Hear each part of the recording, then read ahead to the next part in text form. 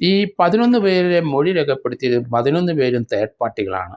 അതിൽ 2 സ്ത്രീകൾ, ഒരാൾ ഗർഭം ധരിച്ച ഒരു സ്ത്രീ ആയിരുന്നു പണ്ട്. അവർക്ക് താല്പര്യമില്ല. ആരുടെ ഗർഭമാണെന്ന് അവരാണ് പറയേണ്ടത്. അതിന് DNA പ്രശ്നങ്ങളൊക്കെ പിന്നീട് വരും. അത് ആ ക്രിമിനൽ അബോർഷൻ ആണെങ്കിൽ അവരും കൂടെ പ്രതിയാവും. അങ്ങനെയൊക്കെയുള്ള പ്രശ്നങ്ങളുള്ളതുകൊണ്ട് ആരും ഇതിന് മുന്നോട്ട് വരില്ല. 2 സ്ത്രീകളിലെ മൊഴി കൊടുത്തവർ അവർ തേർഡ് പാർട്ടികളാണ്. 11 പേരും തേർഡ് പാർട്ടികളാണ്. അതിനകത്ത് റിനി എന്ന് പറഞ്ഞ ഒരു നടി മൊഴി കൊടുത്തിരുന്നു. അവർ ആരെ ഉദ്ദേശിച്ച് ഒരു സ്റ്റേറ്റ്മെൻറ്റ് പറഞ്ഞതായിട്ട് ഇന്ന് വരെ അവർ അംഗീകരിക്കുന്നില്ല. പൊതുവായ ചില സ്റ്റേറ്റ്മെൻറ്റ് പറഞ്ഞെന്നാണ് ആ നടിയായ റിനി പറയുന്നത് തന്നെ.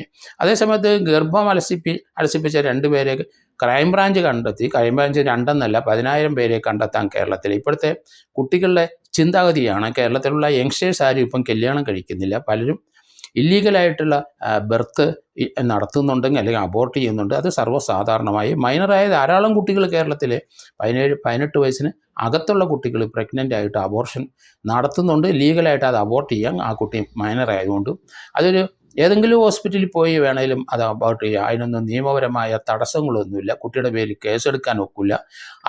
അത് അബോർട്ട് ചെയ്യുന്ന ഡോക്ടർ മൈനറായതുകൊണ്ട് അത് അബോർട്ട് ചെയ്ത് കളഞ്ഞാൽ ഡോക്ടർ അത് പോലീസ് റിപ്പോർട്ട് ചെയ്യേണ്ട ആവശ്യമില്ല എന്ന് സുപ്രീം കോടതി പറഞ്ഞു കഴിഞ്ഞു.